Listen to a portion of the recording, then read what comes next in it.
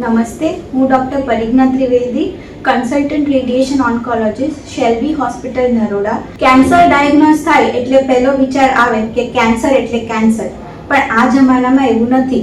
કેન્સરની સારવાર થઈ શકે છે અને તેમાં સફળતા પણ શક્ય છે. આજે આપણે વાત કરીશું કેન્સર એટલે શું છે. એ આપણા બોડીના સેલ્સનો અનિયંત્રિત ગ્રોથ છે, જેમાં સેલ્સ વધુ ઝડપી રીતે ગ્રો થયા કરે છે. કેન્સરની સારવાર, હવે ખ્યાલ છે કે કેન્સર એક રીતે નહીં થાય, તો સેમ એવી જ રીતે એની ટ્રીટમેન્ટ પણ એક રીતે નહીં થાય.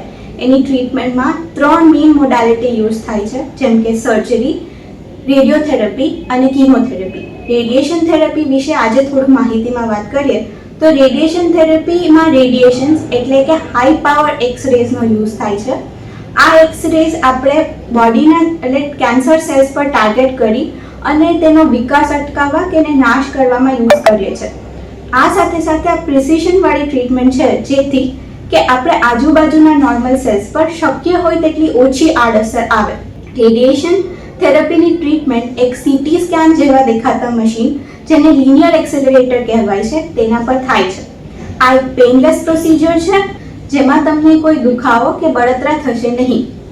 કેન્સર 60 to 70% પેશન્ટ્સ છે આપણા કેન્સરના, એમાં રેડિયેશનની સારવાર આવે છે. આ જ એક ખાસ વાત છે રેડિયેશનની, કે અલગ અલગ સ્થિતિમાં યુઝ થઈ શકે છે, જેમ કે રેડિકલ ટ્રીટમેન્ટ, પછી પોસ્ટ ઓપરેટિવ કાં તો પેલિએટિવ ફોર્મમાં. રેડિકલ ટ્રીટમેન્ટ એટલે કે જ્યારે સંપૂર્ણપણે કેન્સરની ટ્રીટમેન્ટ કરવાનો આપણો પ્રયાસ હોય અને રેડિકલ અપ્રોચ કહેવાય છે. જેમ કે ઓરોફેરિન્જિયલ કેન્સર એટલે મોઢા અને ગળાની પાછળની જગ્યા પર, પછી કે સર્વિક્સ એટલે ગર્ભાશય મુખની જગ્યા પર કેન્સર હોય, પ્રોસ્ટેટ હોય કે અર્લી સ્ટેજના લંગ કેન્સર્સમાં રેડિકલ અપ્રોચ યુઝ થાય છે.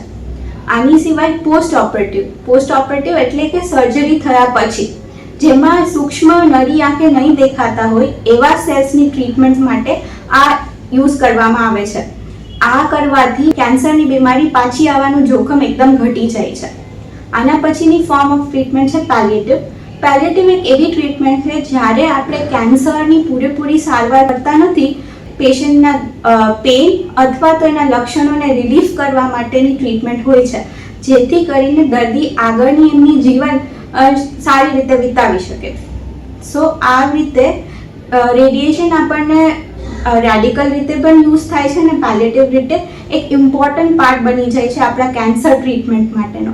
જો તમારે કોઈ રેડિયેશન કે કેન્સર લગત કોઈ પણ લક્ષણો વિશે કંઈ પણ માહિતી મેળવવી હોય તો તમે અમને મળી શકો છો નરોડા શેલ્બી પર.